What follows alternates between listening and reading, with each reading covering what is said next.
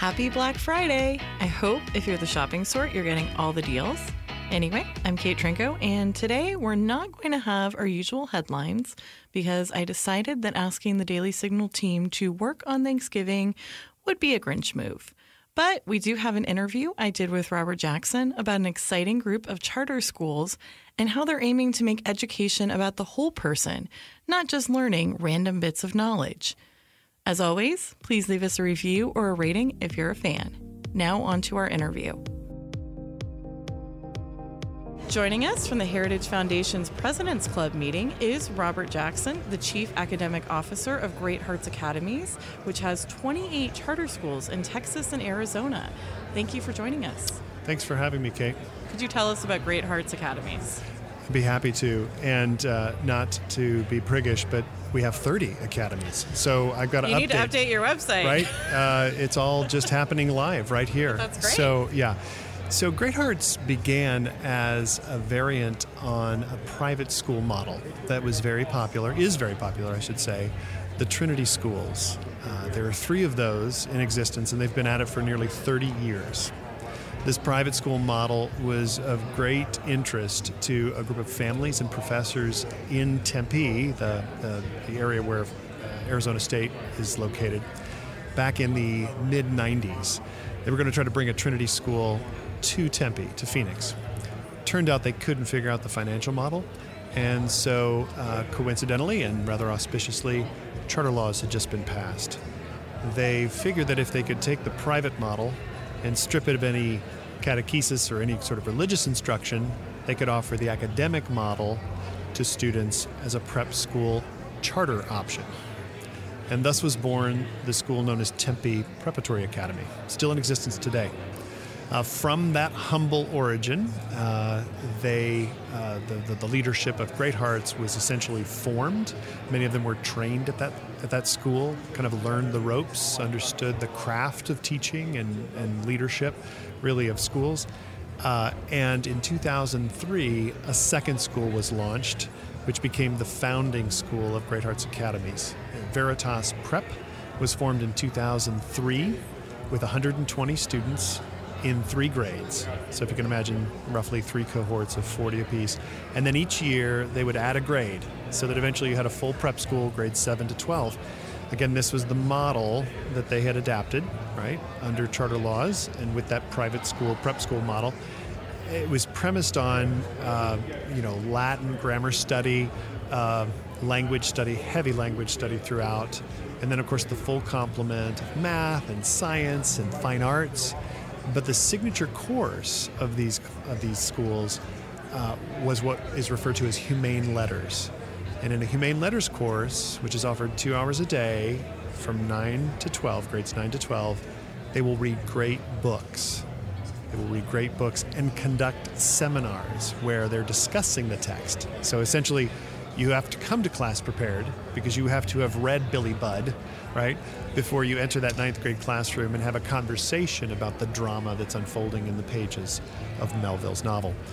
And that Socratic seminar, as it's often referred to, that seminar exchange is really the heart of what we do, because when students take a text apart to understand its inner workings and really gather what's happening there, and when they have the conversation together, they glean a lot more than if they skim either through the Cliff Notes, right, or the Spark Notes, I guess, or just get through. What's the main idea? They're not going to be allowed to just get the main idea. They're going to dig in and understand that work of literature or philosophy or of history and own it for themselves, because they're in a conversation with their peers, guided by a teacher who's not going to allow them to sort of free range. There's going to be a focus on trying to get what's in there out and own it. But I have to say that Humane Letters course is at the heart of what we do, because it's a very philosophical understanding of reading, right? That we read in order to become larger, enlarged intellectually, morally. I mean, we're encountering great minds, and they rub off on us. What are some of the great books that students read? Okay, so in the American experience, Twain and Melville and Hawthorne, sort of the usual suspects. The American experience is, by the way, begins with the Constitution, the Declaration of the Constitution, the Federalist Papers. And then they read Tocqueville, right? So they get a chance to reflect on the early republic with our French interlocutor. And then they're studying the arc of American history, right, as well, even as they're studying those great books. They will, in their 10th grade year, move chronologically in reverse. So they begin to study through the modern European experience. So philosophers like Locke and Rousseau, alongside of literature. And again, here we would have Dickens and other volumes or novels of the modern experience. But the focus is really going to be on that historical and philosophical frame of modern European experience. Their 11th or junior, their 11th grade year, they fall all the way back into antiquity, and it's there that they read Plato and Aristotle for the first time. They will be exploring the tragedians, the Greek tragedians. The 12th grade year then are great books, but it's more of an arc of the whole. If they went in reverse chronology, grades 9, 10, and 11, by the time they get to their senior year, they're then having a kind of overview from the Greek, the Hellenistic, the Roman experience, leading with the founding myth of Rome, Virgil, and moving all the way across through Augustine and Aquinas on law, finishing up in their final semester and quarter reading the Brothers Karamazov with Dostoevsky. So I think the stereotypical view of Generation Z is that they're all glued to their phones, they have no attention spans.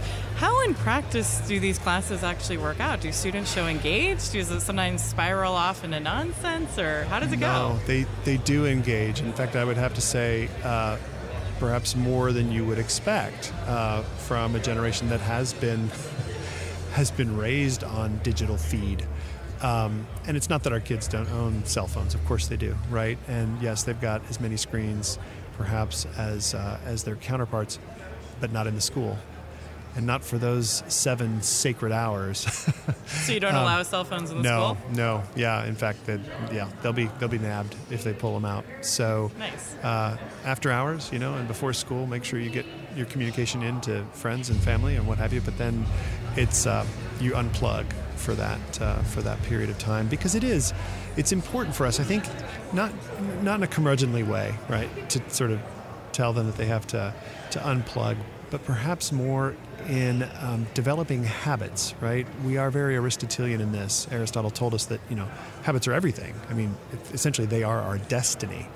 We want to teach them some habits of mind and habits of discourse, the conversation I mentioned in this seminar, and habits of attentiveness, which are all but disappearing in our society and in this age because of Zuckerberg's influence. Okay, that's cheap shot at Mark, but I do fear that the social media frenzy, right? Just the constant. Again, the FOMO syndrome, right?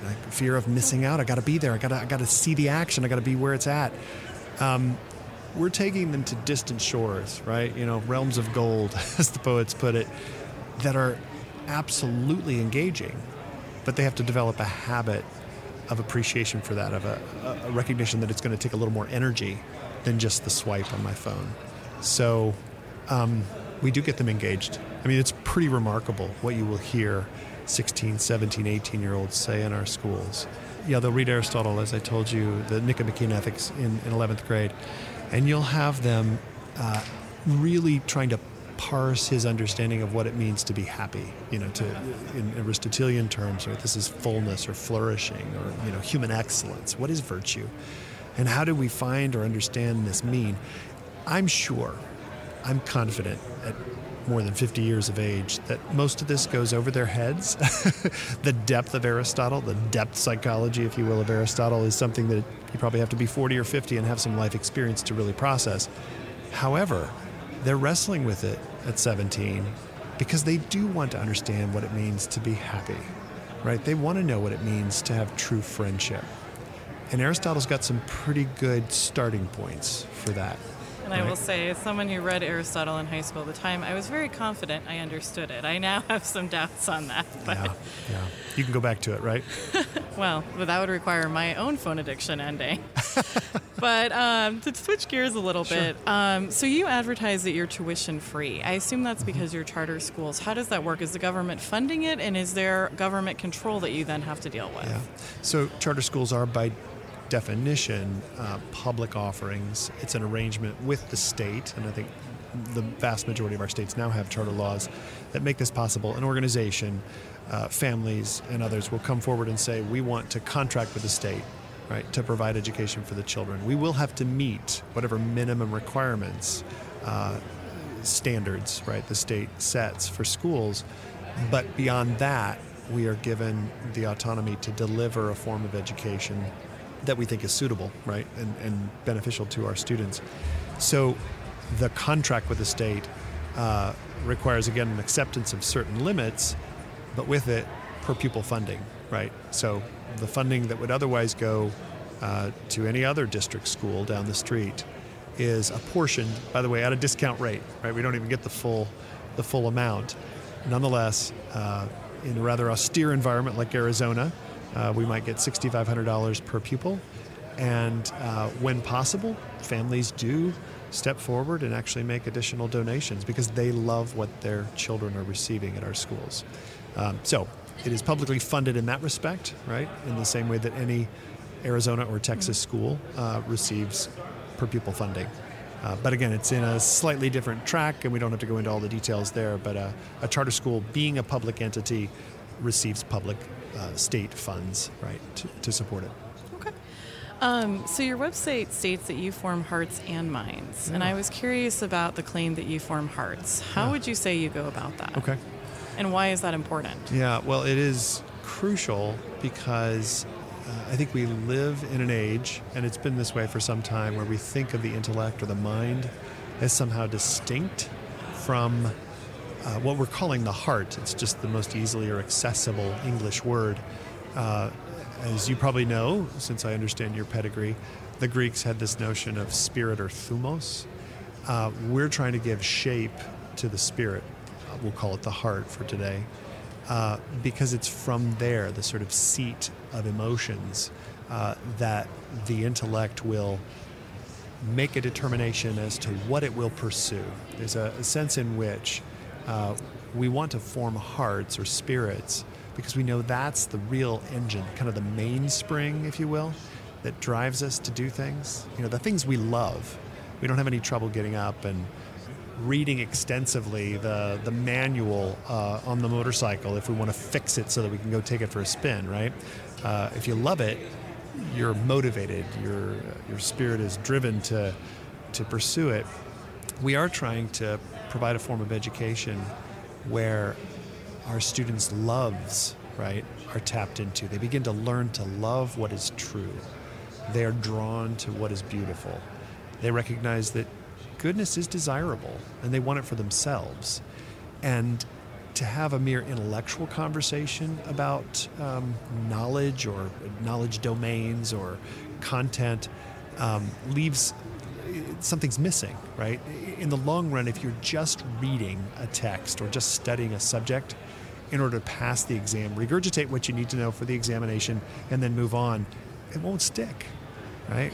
We're actually trying to give shape to their affections, what in times past was referred to as sentiment. So we want to bring intellect and sentiment together once again. Again, I know those are kind of intellect, we use that word. Sentiment, we don't use that so much these days. We think of sentimental. Again, I'm talking about the things that think of the think of the soccer match, right, in Europe. If you ever watch soccer and the big leagues, the spirit of the crowd, right, the way they go wild when their team is winning. We're trying to tap into that kind of love that the fan has, right, for their ball club. We're trying to give or create or cultivate that kind of love for good and noble things, right? Which we find in great books, which we find in great works of art, which we find really in the communities that we're trying to form around the humility and friendship of receiving this tradition. So what to you is a graduate you're proud of? I mean, in the abstract, like what makes someone you think they've gotten a great education and it shows? Yeah. I just used the word humility, and I'm confident that that's a part of it. We, in our very tradition, right, from the Greeks, going back to Socrates and even pre-Socratic texts, we realize that you can produce a cohort of intellectuals who absolutely are devoted to self-aggrandizement, right? All they care about is knowing what they know so they can manipulate the system, make more bucks, dominate others, right? We call them the sophists, right, in the Greek tradition, although that's probably not very kind to the sophists. They were probably better than that. But the point is, I fear that a Great Hearts Academy or one of these other classical schools could produce very intelligent, articulate, thoughtful men and women who think that knowledge is simply a means to selfish ends. And if they come out on that end, I'm trying to show you the anti-form before I promote what a really great graduate would be. If they come out as sophists, then we've failed. And that's a real possibility. It's happened throughout our tradition, right? Throughout history. A success story, right, within our academies, and I think within classical schools generally, is a humble, thoughtful, well-versed, holistic, person who understands that these things fit together, that the science and the math and the art and the literature actually are speaking about the human experience in various and sundry ways, and that it coheres. There's a way of seeing the world with that kind of depth. And they will be humble because they know they've only begun to scratch the surface if they've been with us for 13 years. Even if we had them from K to 12, right, they are still novices, right? They're better off than their peers, yes, but they're still beginners, right, in this long-standing great conversation, as it's called by many. And so they would be humble, but they would also recognize, I've received this, and I'm now responsible for propagating it. Literally, I will give this to others. I will share what I have learned and what I have received, because in the classical vein, if we just sort of talk about generally 2,500 years of this form of education, there was always a philosophical element of consideration, contemplation, reflection, and there was an oratorical element where those who had been so educated had to step forward, articulate a vision for the future of their society, of their particular society, their moment, their place, their time, right? And say, we can do better. So classically educated young people should in fact become, most of them in one way or another, should become leaders in their time and in their place, because they've been given something that's designed by definition to be, to encompass or to offer, as I said, a vision, right, of a better society. Their powers of persuasion, their capacity to understand or to know is to be used in service to the society. If our graduates end up doing that, and we have about 2,200 alum now, and you see them going into careers in the military, into the professions, medicine, law, politics, you see them starting families, right? And in all of this, I don't know if they're going into politics. Are you sure they're not sophists? Yeah, that might be. You got to be careful. Well, so I saw in your bio that you've done a lot of research on fights in the education system in America in the early 1900s, and I was interested in that. If you could maybe tell us what that fight was about and how it ended and how it still affects education today for most Americans. Yeah, it certainly does affect most Americans. These classical schools are very much a minority. And if we were to roll the clock back 200 years, 150 years even, we would see at a normal school preparing teachers something very much akin to what I'm describing of the classical form, because teachers would have understood that's what you do. The so-called 3 R's, or Latin grammar instruction, right? Geography and math and science and literature, That was status quo 150 years ago. It was the turn of the century under figures like John Dewey. There was a host of others that are involved here. I think of Edward Thorndike in particular as having incredible influence with the introduction of IQ testing and kind of the measurement apparatus. The 20th century became, it's sort of the century of measurement as it relates to education. And so today when we see the ubiquitous standardized test, whether it's at the state level, right, to measure state standards or the achievement of English language arts or mathematics, numeracy and literacy, or whether it's the SAT, right, for some sort of aptitude, imagined aptitude for college entrance. Those things got their birth in the 20th century. SAT in sort of 1925, 26, something like that. I mention it because Thorndike, Dewey, and others were really launching a science of education. Now that sounds all well and good, except that education is not a science. That is to say, it's not the formation of the human mind and soul or spirit, as we were talking about earlier, is not subject to laboratory experimentation the way a chemical, the way a physical or material reaction is going to be replicable in a laboratory.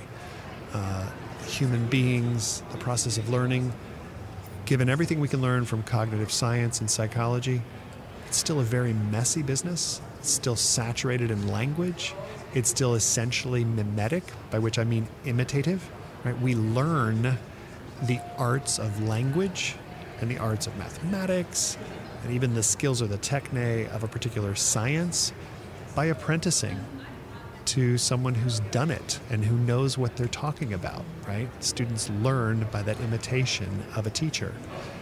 Or even, as I mentioned in the seminar, imitation of the teacher who gives guidance to a conversation around a text which we are imitating. We're sort of learning how to conduct an argument by reading Madison or Hamilton in the Federalist Papers, right, to see how an argument is unpacked. That art of education, those arts, if you will, the liberal arts, are so at odds with the science that was attempting to kind of perfectly measure and quantify and then really identify the individual's capacities so that they could place them in a proper vocational track, right? So that we could find out. And again, I'm sympathetic to what they were attempting. You've got, waves of immigrants. You've got this explosion of the inner cities. These kids are probably running amok, so they're trying to put them in schools and give them something to do. It's kind of, it's a social service, effectively. Well, and also, it's the struggle we still have today. How can you be sure schools are effective if there's not one test? That's right. And we're so deeply, sort of in that vein. In other words, we can't even stop and question it. Occasionally we do, but I'm suggesting that at the beginning of the 20th century, the move towards this efficiency, this kind of social, political improvement, that's actually there in what we often refer to as the progressive mode, that schools are going to actually bring about the reform of society. And we will institute certain features of the schools to improve on society.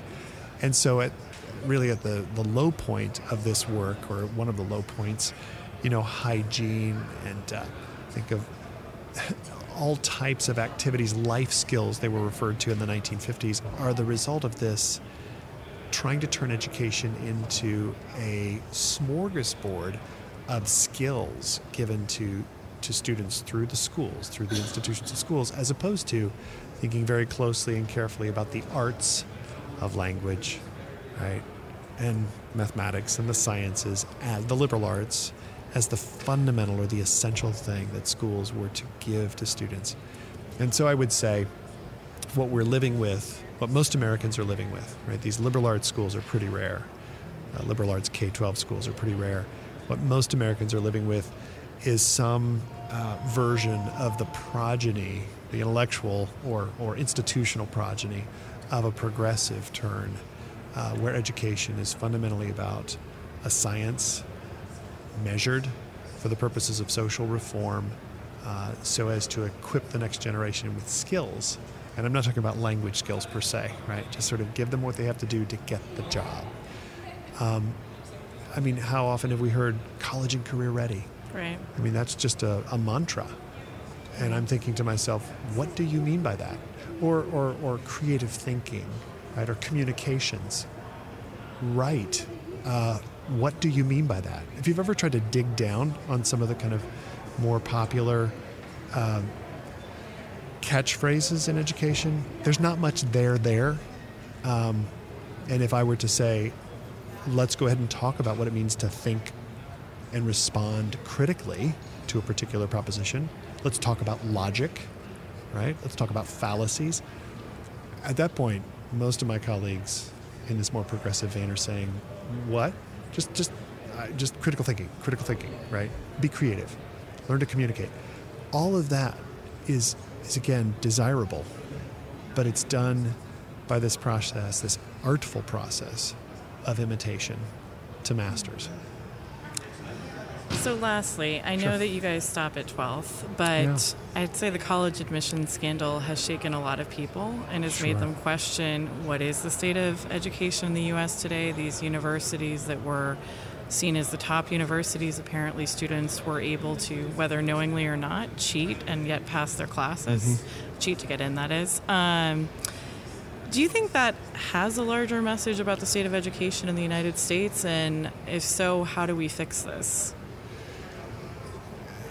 I said to you that a successful, a graduate that I would be proud of, I think that anyone in our schools would be proud of, would be humble. I should have said honest. let me add that to the list. Not cheating at tests? Okay. That's right. I mean, I think I did say virtuous, right? I did say virtuous. And no virtue in that.